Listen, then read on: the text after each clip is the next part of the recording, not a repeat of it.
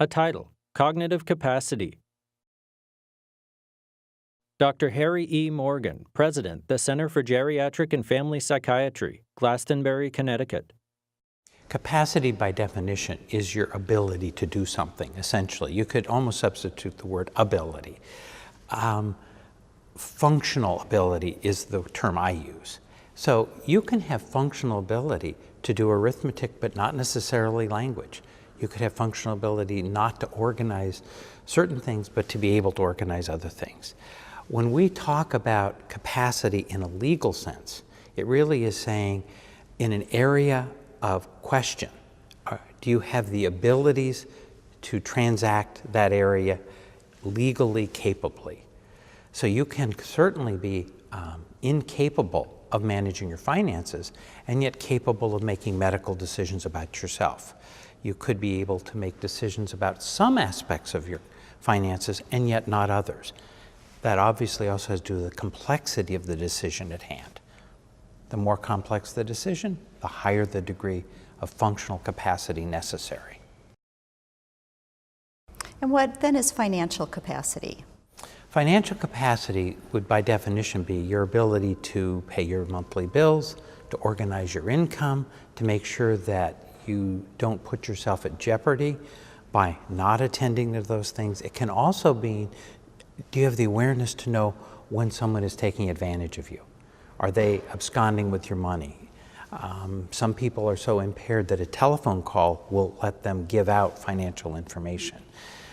So judgment, even mildly impaired to that degree, can be really risky and may, in fact, put the person at a great deal of financial risk. And how about the ability to consent to sexual activity? Relationships are so important.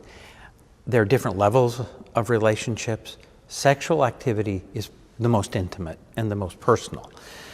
The development of a relationship that can lead to sexual activity is full of all kinds of irrational, unconscious choices. And that's not the same as incapacity. When a person is incapable, they may not be able to withstand, they may not be able to say no if they wish to be no as the answer, or they may say yes to everybody. We will see this in dementia, in nursing homes, for instance. If someone is able to be hit upon by all the men on the unit, they're not really capably understanding this, unless that's consistent with their life. More typically, people have to have the ability to understand, again, the nature of this relationship, the desire for more intimacy, and the consistency between relationships.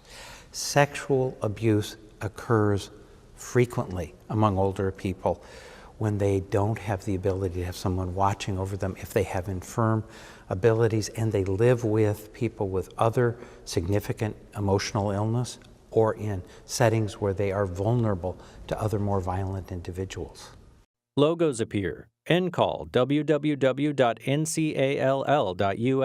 Terra Nova Films, terranova.org. Funded by the U.S. Department of Justice, Office on Violence Against Women and Elder Justice Initiative. www.justice.gov/elderjustice. A disclaimer. This project was supported by grant number 2014 AXTA K050, awarded by the Office on Violence Against Women and by the Elder Justice Initiative, U.S. Department of Justice.